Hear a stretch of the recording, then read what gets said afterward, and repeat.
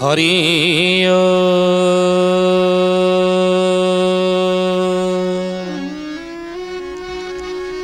ओम भूर्भुवः स्वः तत्सवितुर्वरेण्यं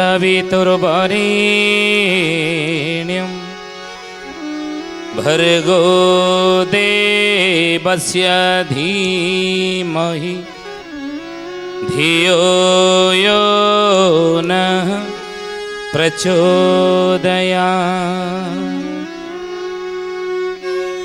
महाब्रह्म निर्विकल्पं पूर्णानंद मयं हरि सर्वघटेज अच्युता तस्य पदे नमाम्यहम् तस्य पदे नमाम्यहम्। बोलिए महापुरुष अच्युतानंद जी की जय। सुधी जानी ज्ञानी गुणी मंडली आज अध्यायर आलोचना को आपण मानक स्वागत जनाऊँ। आज मालिका वचनर आलोचन आम आलोचना करिया जाऊँचे द्वापर जुगरे धर्मराज युधिष्ठिर माँ कुंती को अभिशाप जो देइछन्ति ताहा कौन एवं तार फल जे कि आज कलिजुगर समस्त नारी जाति भोगुचंती से अभिशापटी कौन। ज्ञानी गुणी मंडली सुधीयानी कुरुक्षेत्र रे द्वापर जुगरे भगवान कृष्ण निर्णय कले जे कुरु पांडव मानक भितरे 18 दिन युद्ध हब। आ जो 18 दिन युद्ध हब ये 18 दिन युद्ध आरंभ पूर्वर जो शुभ खंबटी पता जाए कौन से गोटे कार्य हवा पूर्वर कार्य आरंभ पूर्वर गोटे शुभ खंब पोता जाएनि जमी जाजपुर जिले में ब्रह्मा पोतीची शुभ खंब यज्ञ आरंभ जो ब्रह्मा से कले प्रथम आगे शुभ खंबटे पोतिले तो सही बड़ी शुभ खंब धर्म ध्वजा से स्थापना हुई तो सही बड़ी कुरुक्षेत्र रे जो धर्म ध्वजा पोता जाइतला स्थापित होइतला शुभ खंब पोता जाइतला से शुभ खंब निकट रे धर्म ध्वजा तले उभय पक्ष बसी युद्धर नीति नियम स्थिर कले। युद्ध किभली भाव में हेबो ना सूर्यास्तर हेबो ए सूर्यास्त युद्ध बंद रहिबो सूर्य उदयरु सूर्यास्त पर्यंत युद्ध चलिबो सूर्यास्त पर आउ युद्ध हेबो नाही शंखरी नाद पर युद्ध बंद हो परस्पर भितर आ शत्रु भाव मध्य रहिबो नाही ये निर्णय कर महारथी सहित महारथी लड़िबे रथी सहित रथी लड़िबे पदातक सैन्य सहित पदातक माने लड़िबे ये नीति नियम सबू करागला युद्धर नियम सबू धार्य करागला। तापरे भीष्म 10 दिन मु युद्ध करी बोली कहले कहले देख मु 10 दिन काल युद्ध करी ए दुर्योधन मते जदि तू सेनापति पदरे अभिषिक्त करुचु ताहले मु 10 दिन युद्ध करी आ दिन को मु 10,000 लेखा पांडव सेना को निपात करी किंतु पांडव को मारिबे नाही। पितामह भीष्म कहले मु पांडव को मारिबे नाही। कृपाचार्य तांको पचरा गला संसार से अमर ना आज पर्यंत होचनी कृपाचार्य ये होचनी कि ना गुरु द्रोणंकर होचनी शालक होचनी कृपाचार्य अश्वत्थामांकर मामू होचनी कृपाचार्य। कृपाचार्य कहले कहले देख मु तांकर कुलगुरु मु कुलगुरु हेगी मु कोन तांको मारिबी मु मारि परिबी नाही ना अश्वत्थामा तुमे अश्वत्थामा कहले हाँ हाँ मु मारिबी ना मारिबो कोन तुम्हें तो युद्ध कला बेले तुम हाथ थरे सर्वांग तुम थरे तुम्हें कौन मारिबो कर्ण को पचरा गला तुम्हें ना मु मारिबी। एकुटिया हे ज्ञानी गुणी मंडली शुद्धि जानी महाभारत युद्ध रे कुरुक्षेत्र रे संपूर्ण बल सहित लड़ुथिले किए ना महाबली कर्ण दानी कर्ण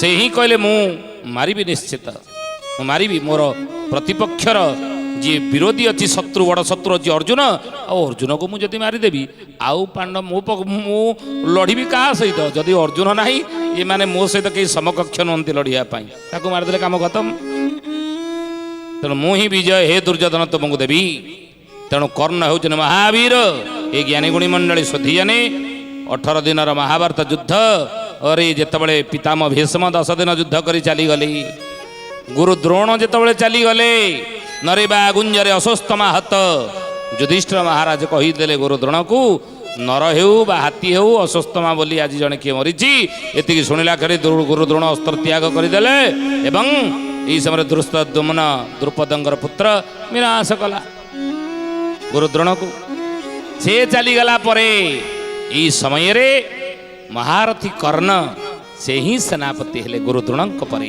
कौरव पक्षर सेनापति हेले महारथी कर्ण स्वयं परशुराम शिष्य जे पर्यटन भीष्म थिले कौन ना सेनापति सी परशुराम शिष्य होजन भीष्म एपटे कर्ण होजन परशुराम शिष्य तेणु दुई जन गोटे गुरुर दीटा शिष्य गोटे छता तले केवल युद्ध करेंगे ना तेणु जो भीष्म युद्ध करते कर्ण को से युद्ध करने अनुमति भीष्म दे नथिले भीष्म गलापर द्रोण को गुरु द्रोण गलापर कर्ण सेनापति हेले तेरे सेनापति हेले कर्णंकर युद्ध देखी पांडव पक्षरे हाहाकार मचीगला यही समय भगवान कृष्ण हे ज्ञानी गुणी मंडली शुद्धिजनी भगवान कृष्ण कहले हे अर्जुन ये कर्ण न पड़ा पर्यंत युद्ध तुम्हें जीतब ना एवं यही कर्ण सहित तुमर आज निर्णायक युद्ध कुरुक्षेत्र में हेब आला 16 दिन कुरुक्षेत्र युद्ध कर्ण अर्जुन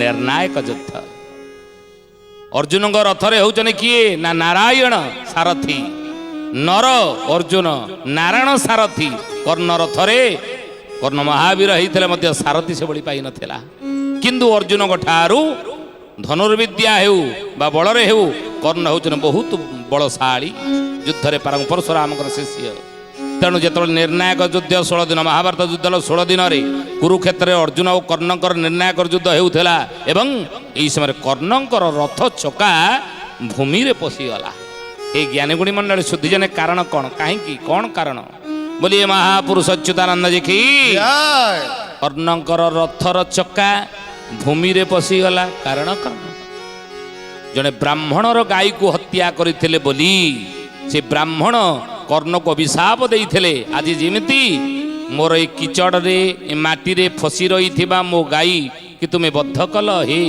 वीर मुझे बड़ी तुमको अभिशाप दउची दिने तुमर रथ ये माटी तुम रथर चक ये माटी रे फसी जीव ये ब्राह्मणर अभिशाप पड़िला एवं रथर चका माटी रे फसी गला आउरी अभिशाप देइथिले गुरु परशुराम काहे ना कर्ण छद्म बेशरे ब्राह्मण बेशरे जाई परशुराम ठारू अस्त्र विद्या शिक्षा करते अच्युत महापुरुष कहले गुरु जे हो से हो बाबू सूर्य तेज जानी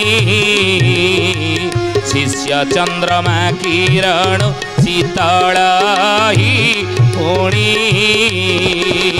शिष्य चंद्रमा किरण शीतल ही पुणी शिष्य चंद्रमा किरण शीतलाई पुणी परशुराम होजनी महाक्रोधी दुर्वासा महाक्रोधी परशुराम महाक्रोधी शिवंग बलर बलियान सी महादेवंग बलर बलियान आशीर्वाद बलर बलियान सी तेणु परशुराम शिक्षा जिते प्रदान कले कर्ण को कर्ण धनुर्विद्यारे पारंगम हो गले सी हूँ गुरु ये हूँ शिष्य शिष्य किमिति हवा दरकार अच्युतानंद महापुरुष मालिकार लिखिं जे गुरु जो से बाबू सूर्य तेज जानी गुरु सूर्य सम हेले मध्य शिष्य गुरु ठारू युद्ध विद्या ज्ञान रे बढ़ीगले आउरी बढ़ीगले गुरु ठारू आउरी अधिका हो गले प्रतिभा गुण विद्या रे शिष्य गुरु ठारू टपीगले किंतु गुरु भली सूर्य समर आचरण से देखब ना कौन कर गुरु निकट में ना गुरु शिष्य चंद्रमा किरण शीतल ही पुणी सदा सर्वदा चंद्र भली गुरु निकट से शीतलता आचरण कर कि न जानिला भली शिष्य भाया सी सब गुरु निकट से रुआ ऊपर नुह महापुरुष अच्युतानंद मालिकार नाम है गुरु भक्ति गीता ये लिखिले शिष्यर वाक्य होई शीतल शीतल गुरुंकर वाक्य होए महादावा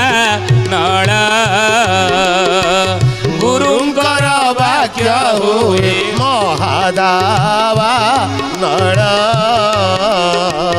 ଗୁରୁଙ୍କର ବାକ୍ୟ ହୁଏ ମହାଗୋଆବା ନଳ ଶିଷ୍ୟର ବାକ୍ୟ ହୋଇ ଶୀତଳୁ ଶୀତଳ ଗୁରୁ ପରଶୁରାମ ଦିନେ ବିଶ୍ରାମ କରୁଛନ୍ତି। ମହାବଳୀ ମହାରଥୀ ମହାଧନୁର୍ଦ୍ଧାରୀ କର୍ଣ୍ଣଙ୍କର କୋଳରେ ମଥା ରଖି ବିଶ୍ରାମ କରୁଛନ୍ତି, ଶୋଇଛନ୍ତି। ଆଖି ବନ୍ଦ ହେଇଛି, ନିଦ୍ରିତ ଅବସ୍ଥାରେ ଅଛନ୍ତି। ଏହି ସମୟରେ ଗୋଟେ କଙ୍କଡ଼ା ବିଛାଟେ ଆସି କର୍ଣ୍ଣଙ୍କୁ ଏଇ ଜଙ୍ଘକୁ କାମୁଡ଼ି ଧରିଛି। ଗୁରୁ ଶୋଇଛନ୍ତି, ତାଙ୍କର ମଥା ଅଛି ଜଙ୍ଘରେ, ତେଣୁ ଗୁରୁଙ୍କର ମଥା ଅଛି, କଙ୍କଡ଼ା ବିଛା ଏପଟେ କାମୁଡ଼ୁଛି, ରକ୍ତାକ୍ତ କରି ସାରିଲାଣି ଜଙ୍ଘକୁ, ରକ୍ତ ଧୀରେ ଧୀରେ ବୋହିଲାଣି। ତଥାପି କର୍ଣ୍ଣ ଶୀତଳ ଶାନ୍ତ ଭଳି ଚୁପଚାପ ହେଇ ଅଛନ୍ତି। କାଳେ ଗୁରୁଙ୍କର ନିଦ୍ରା ଭଙ୍ଗ ହେଇଯିବ, ଗୁରୁ ଉଠି ପଡ଼ିବେ, ତାଙ୍କ ନିଦ୍ରାରେ ବ୍ୟାଘାତ ହେବ, ଏଇ କଥା ଚିନ୍ତା ବିଚାର କରି କର୍ଣ୍ଣ ସେଇଭଳି ସ୍ଥିତପ୍ରଜ୍ଞ ଭାବରେ ଅଛନ୍ତି। ସ୍ଥିତପ୍ରଜ୍ଞ ସେବେଳେ ସ୍ଥିତପ୍ରଜ୍ଞ ଭାବରେ ବସିଛନ୍ତି, ନିଶ୍ଚଳ ହେଇ ବସିଛନ୍ତି, ନିର୍ବିକାର ହେଇ ବସିଛନ୍ତି।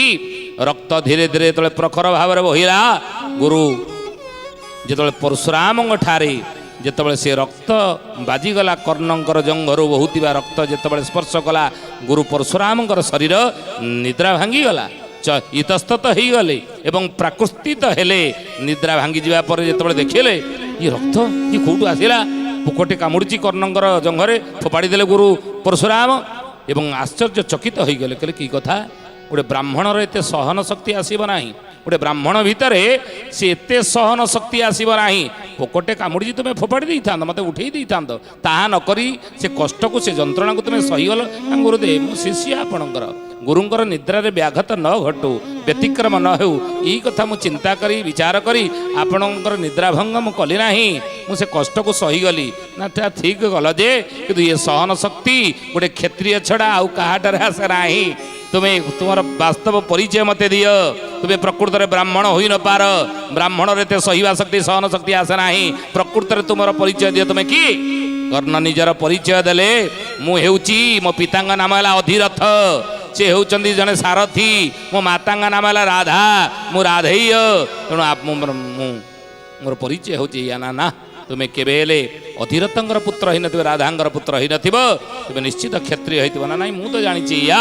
ନା ତଥାପି ତୁମେ କପଟରେ ଯୁଦ୍ଧ ବିଦ୍ୟା ଶିଖିଲ, ମୋ ଠାରୁ ଶିକ୍ଷା ଲାଭ କଲ, ନିଜର ପରିଚୟକୁ ଲୁଚେଇଲ, ଗୁରୁଙ୍କ ସହିତ କପଟ କଲ।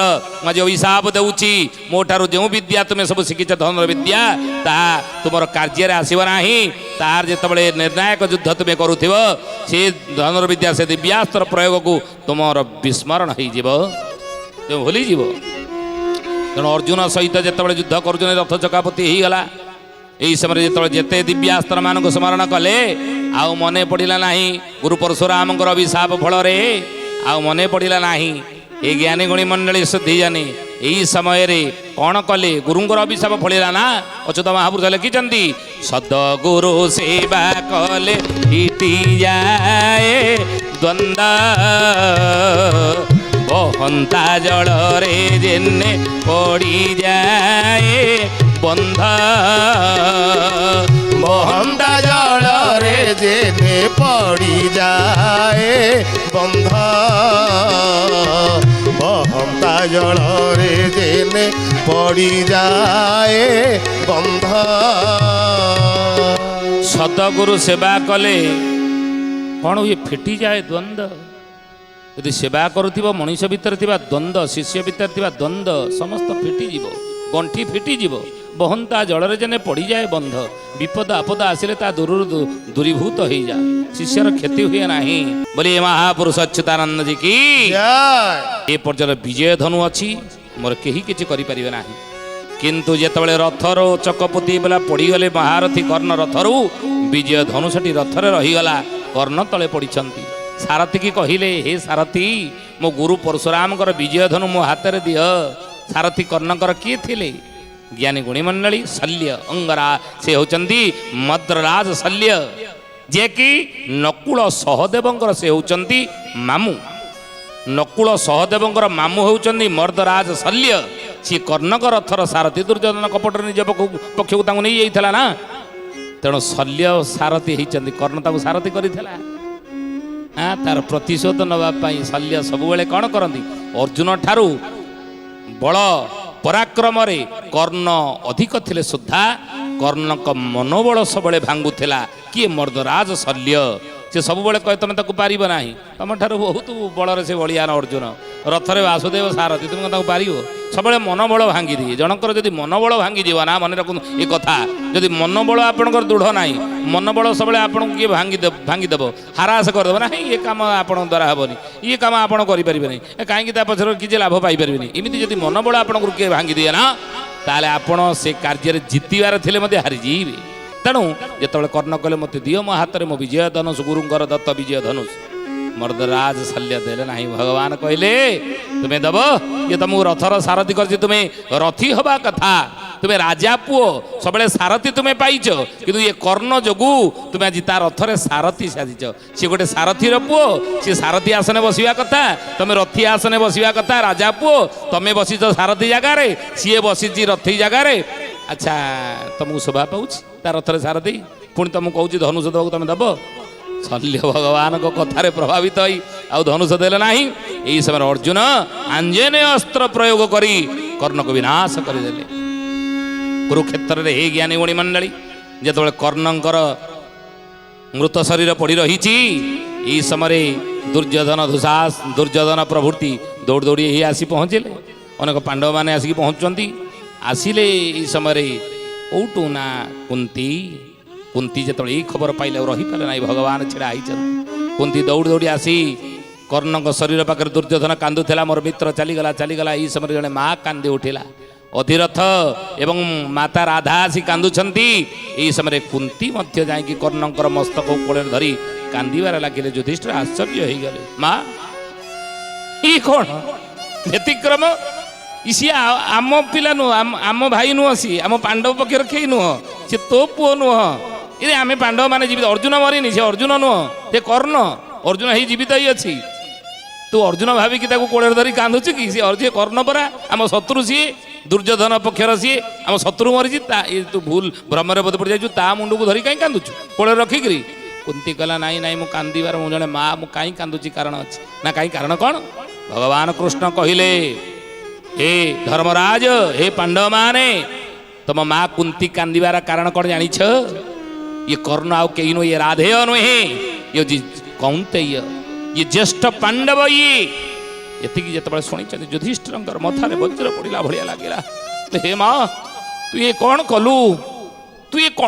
କ'ଣ ତୁ ଆଜି ନୀରବ ରହି ଗୋଟେ ରହସ୍ୟକୁ ତୁ ଲୁଚେଇ ରଖି ଆଜି ଗୋଟେ ଆମକୁ ଭାତୃହନ୍ତା ସଜେଇ ଦେଲୁ। ଆମ ପାଞ୍ଚ ଭାଇକି ଆଜି ଗୋଟେ ତାଙ୍କର ବଡ଼ ଭାଇକି ସେ ମାରିଦେଲେ। ଆମେ ସାନ ଭାଇ ଗୁଡ଼ିକ ହେଇକି ଆମ ବଡ଼ ଭାଇକି ଆଜି ହତ୍ୟା କଲୁ। ଆମ ହାତରେ ଆମ ଭାଇକି ତୁ ଆଜି ମାରିଦେଲୁ। ହେ ମା, ଏଭଳି ରହସ୍ୟକୁ ନିଜ ଭିତରେ ଲୁଚେଇ ରଖି ଆମକୁ କାହିଁ କହିଲୁ ନାହିଁ? ଯଦି ପ୍ରଥମରୁ କହିଦେଇଥାନ୍ତୁ, ହେ ଜନନୀ ଲୋ, ହେ ମା, ଆଉ ଏ 18 ଦିନର ମହାଭାରତ ଯୁଦ୍ଧ ହେଇନଥାନ୍ତା। ଆମେ ଆମ ବଡ଼ ଭାଇକି ଆଦରରେ ପୂଜା ଅର୍ଚ୍ଚନା କରି, ବନ୍ଦାପନା କରି ହସ୍ତିନା ସିଂହାସନ ତାକୁ ବସେଇ ଦେଇଥାନ୍ତୁ। ଆମେ ରାଜା ହେବା ପାଇଁ ଏ ଯୁଦ୍ଧ କରିନଥାନ୍ତେ, ଏ ଯୁଦ୍ଧ ହେଇନଥାନ୍ତା। ଆଜି ଯେମିତି ତୁମେ ଲୁଚେଇ ରଖିଲ ଏ ରହସ୍ୟକୁ ନିଜ ଭିତରେ, ଆଉ ଲୁଚେଇ ରଖି ଆମକୁ ଭାତୃହନ୍ତା ଆଜି ସଜେଇଲ। କିନ୍ତୁ ମୁଁ ଯଦି ଧର୍ମର ନନ୍ଦନ ହେଇଥିବି, ନ୍ୟାୟ ନୀତି ଧର୍ମ ବାଟରେ ଯଦି ମୁଁ ଥିବି, ତାହେଲେ ମୁଁ ତୁମକୁ ଆଜି ସ୍ତମ ମାଧ୍ୟମରେ ସମସ୍ତ ନାରୀ ଜାତିକୁ, ସ୍ତ୍ରୀ ଜାତିକୁ ମୁଁ ଅଭିଶାପ ଦେଉଛି। ଏ କୁରୁକ୍ଷେତ୍ରରେ, ଏ ଧର୍ମକ୍ଷେତ୍ରରେ, କୁରୁକ୍ଷେତ୍ରରେ, ଇଏ କୁରୁକ୍ଷେତ୍ର ହେଉଛି ଧର୍ମକ୍ଷେତ୍ର। ମୁଁ ଅଭିଶାପ ଦେଉଛି, ଆଜିଠାରୁ କୌଣସି ସ୍ତ୍ରୀ ତାଙ୍କ ଭିତରେ କୌଣସି ରହସ୍ୟକୁ ଆଉ ଲୁଚେଇ ରଖିପାରିବେ ନାହିଁ। ଧର୍ମରାଜ ଯୁଧିଷ୍ଠିର ସମସ୍ତ ସ୍ତ୍ରୀ ଜାତିକୁ ଅଭିଶାପ ଦେଇଦେଲେ। ଅଚ୍ୟୁତାନନ୍ଦ ମହାପୁରୁଷ ସେଇ କଥା ସୁନ୍ଦର ଭାବରେ ହରିବଂଶରେ କହିଲେ, ଏ ଗୁରୁ ବୋଇଲେ ନାରୀଙ୍କୁ ନ ଜୀବ ବିଶ୍ୱାସ, ଯେ ବିଶ୍ୱାସ ଜୀବ ତାର ଅଳପ ଆୟୁଷ, ଯେ ବିଶ୍ୱାସ ଜୀବ ତାର ଅଳପ ଆୟୁଷ, ଯେ ବିଶ୍ୱାସ ଜୀବ ତାର ଅଳପ ଆୟୁଷ। ଅଚ୍ୟୁତାନନ୍ଦ ମହାପୁରୁଷ ହରିବଂଶର ପ୍ରଥମ ଖଣ୍ଡରେ ଏ କଥା ଲେଖିଲେ, ଗୁରୁ ବୋଇଲେ ନାରୀକୁ, ଗୁରୁ ବୋଇଲେ ସ୍ତ୍ରୀକି ନ ଜୀବ ବିଶ୍ୱାସ, ଯେ ବିଶ୍ୱାସ ଜୀବ ତାର ଅଳପ ଆୟୁଷ। ବିଶ୍ୱାସ ଜୀବ ଗୋଟେ ନାରୀ ପାଖରେ ଆପଣ ନିଜ ସ୍ତ୍ରୀ ହେଇଥାନ୍ତୁ ଯେତେ ଆପଣାର, ଯେତେ ଆପଣ ତାକୁ ଭଲ ପାଉଥାନ୍ତୁ ସିଏ ଆପଣଙ୍କୁ ଯେତେ ଭଲ ପାଉଥାଉ ଗୋଟିଏ କଥା ଆପଣ ତାକୁ କହିବେ। ସେ ସ୍ୱାମୀ କହିଦେଇକି ଅଫିସ ପଳେଇବେ, ପଡ଼ିଶା ଆଗରୁ 4-6 ଜଣ ସ୍ତ୍ରୀ ଲୋକ ଆସିଯିବେ, ଆସିକି ଆଲୋଚନା କରିବେ ଆଉ କ'ଣ ମ ତମ ସେ ଅମୁକିଟା କ'ଣ ଏମିତି ହେଇଛି, ସେ କହୁଥିଲା କି ତମ ସ୍ୱାମୀ ପୁରା ଅଫିସରେ ଚାକିରି କରିଥିଲି ଆଉ ସେ କ'ଣ କିଛି ତମ ସହିତ ଆଲୋଚନା କରିନାହାନ୍ତି? ନା ନାଇଁ ମ ମୋ ସହିତ ସେ କାହିଁ ଆଲୋଚନା କରିବେ, ତାଙ୍କର ଚାକିରି କଥା ଅଫିସ କଥା, ସିଏ କାହିଁ ଗାଁ କଥା ମୋ ଆଗରେ ଆଲୋଚନା କରିବେ? ନା ନାଇଁ ମ ତମ ଆଗରେ କଥା କୁହାକୁହି ହେଉଥିବେ ନା ଏ ବିଷୟରେ ଆଉ। ନାଇଁ କୁହାକୁହି ହେଲେ କ'ଣ ମୁଁ କ'ଣ କହିଦେବି ତମକୁ? ମୁଁ ତମକୁ କହିବି ଏତେ ସହଜରେ? ସିଏ ମୋତେ ବିଶ୍ୱାସରେ ଗୋଟେ କଥା କହିଛନ୍ତି, ମୁଁ ତାଙ୍କ ଦେହ ଛୁଇଁଛି ଆଉ ଏମିତି କହିବି ନା ପୁଅ ରାଣ ଖାଇଛି ନା? ଆମେ କହୁନା, ଆମେ କ'ଣ କାହା ଆଗରେ କହିଦେଉଛୁ? ଆମେ କାହା ଆଗରେ କହିବୁ ନା ଆମ ଉପରେ କ'ଣ ତମର ବିଶ୍ୱାସ ନାହିଁ? ସବୁବେଳେ ପରେ ଆମେ ତମ ଘରକୁ ଆସୁଛୁ, ଚା ଜଳଖିଆ ଖାଉଛୁ, ଗପସପ ଆମେ ହେଉଛେ, ଆମ ଘର କଥା ତମକୁ କହୁଛୁ ଆଉ ତମ ଘର କଥା ଆମେ ମଧ୍ୟ ତମେ କେତେବେଳେ କ'ଣ କହୁଛ? ଆମେ କ'ଣ ସେ କଥା କାହା ଆଗରେ କହିଛୁ? ପଚାରୁନ କହିଛୁ କାହାକୁ? ନା କହିନ ଯେ ସେ ତାଙ୍କ ଦେହ ଛୁଇଁଯିବ। ନା ଦେହ ଛୁଇଁଲେ କ'ଣ ହେଲା? ଦେହ ଛୁଇଁଲେ ପୁଣି ରାତିକି ଆସିଲେ ଛିପ ଟିକେ ପକେଇଦେବ ତାଙ୍କ ଉପରେ ଆଉ। ନା ହଉ ଠିକ୍ ଅଛି, ସିଏ କହୁଥିଲେ ସେ ଆଉ 5 ଦିନ ପରେ ଇଏ ଗାଁରେ ହେବ। ସିଏ ଯାଇକି ତୁଣ୍ଡ ବାଇଦ ସହସ୍ର ବର୍ଷ ନ୍ୟାୟରେ ଚାରିଆଡ଼େ ପ୍ରଚାର କରିଦେଇଥିବେ ଆଉ, ବୁଝିଲେ? ତେଣୁ ଅଚ୍ୟୁତାନନ୍ଦ ମହାପୁରୁଷ ସେଇ କଥା କହିଲେ, ଗୁରୁ ବୋଇଲେ ସ୍ତ୍ରୀଙ୍କି ନ ଯିବ ବିଶ୍ୱାସ, ଯେ ବିଶ୍ୱାସ ଯିବ ତାର ଅଳପ ଆୟୁଷ। ସଂସାରରେ ଚାଣକ୍ୟ କହୁଛନ୍ତି ନଦୀନାଞ୍ଚ ନଖିନାଞ୍ଚ ଶୃଙ୍ଗିଣାଂ ଶସ୍ତ୍ର ପ୍ରାଣୀନାଂ ବିଶ୍ୱାସ ନୈବ କର୍ତ୍ତବ୍ୟ ସ୍ତ୍ରୀଷୁ ରାଜକୁଳେଷୁ। ୟାଙ୍କୁ ବିଶ୍ୱାସ ଯିବ ନାହିଁ, ବିଶ୍ୱାସରେ କଥା କହିବେ। ତେଣୁ ଭିତରେ ମଧ୍ୟ ସେମାନେ କୌଣସି କଥା ଲୁଚେଇ ରଖିପାରିବେ ନାହିଁ। ସେଇ ଅଭିଶାପ ଦ୍ୱାପର ଯୁଗର ଯୁଧିଷ୍ଠିରଙ୍କର ନା ସ୍ତ୍ରୀ ଜାତିକି ଅଭିଶାପ, କୁନ୍ତିକି ଅଭିଶାପ, ଆଜି କଳି ଯୁଗରେ ସମସ୍ତ ଅଚ୍ୟୁତାନନ୍ଦ ମହାପୁରୁଷଙ୍କ ମାଳିକା ଶାସ୍ତ୍ର ଅନୁସାରେ ସମସ୍ତ ନାରୀ ଜାତି ଆଜି ଭୋଗୁଛନ୍ତି। ଜ୍ଞାନୀ ଗୁଣିମଣ୍ଡଳୀ ସୁଧୀ ଜାନେ ଆଜି ତ ସମୟ ହେଇଛି, ଆସନ୍ତୁ ବାଣୀକି ବିରାମ ଦେବା ପ୍ରଭୁଙ୍କର ନାମ ନେଇ। କୃଷ୍ଣ କୃଷ୍ଣ ଗୋପୀନାଥ ଗୋକୁଳ ନନ୍ଦନ, କୃଷ୍ଣ କୃଷ୍ଣ ଗୋପୀନାଥ ଗୋକୁଳ ନନ୍ଦନ, ବୃନ୍ଦାବନ ଚନ୍ଦ୍ର ବ୍ରଜ ରମଣୀ ଜୀବନ, ବୃନ୍ଦାବନ ଚନ୍ଦ୍ର ବ୍ରଜ ରମଣୀ ଜୀବନ, ମଧୁର ଠାରୁ ମଧୁର ମଙ୍ଗଳୁ ମଙ୍ଗଳ, ମଧୁର ଠାରୁ ମଧୁର ମଙ୍ଗଳୁ ମଙ୍ଗଳ, ରାଧା କୃଷ୍ଣ ସାର ନାମ ସାର ସଂସାର, କୃଷ୍ଣ କୃଷ୍ଣ ଗୋପୀନାଥ ଗୋକୁଳ ନନ୍ଦନ, ବୃନ୍ଦାବନ ଚନ୍ଦ୍ର ବ୍ରଜ ରମଣୀ ଜୀବନ। କୃଷ୍ଣ କୃଷ୍ଣ ଗୋପୀନାଥ ଗୋକୁଳ ନନ୍ଦନ, ବୃନ୍ଦାବନ ଚନ୍ଦ୍ର ବ୍ରଜ ରମଣୀ ଜୀବନ। ସୁଧୀଜନୀ ଆଜି ପାଇଁ ଆସନ୍ତୁ ବାଣୀକି ବିରାମ ଦେବା, ପୁଣି ଆସନ୍ତା ଅଧ୍ୟାୟରେ ଭେଟ ହେବା। ରହୁଛୁ। ହରି ଓମ୍ ଶାନ୍ତି ଶାନ୍ତି ଶାନ୍ତି ସର୍ବାରିଷ୍ଟ ସୁଶାନ୍ତିରେ ଭବତୁ। ପ୍ରାର୍ଥନା ଆମ ଆନନ୍ଦର ଉତ୍ସ।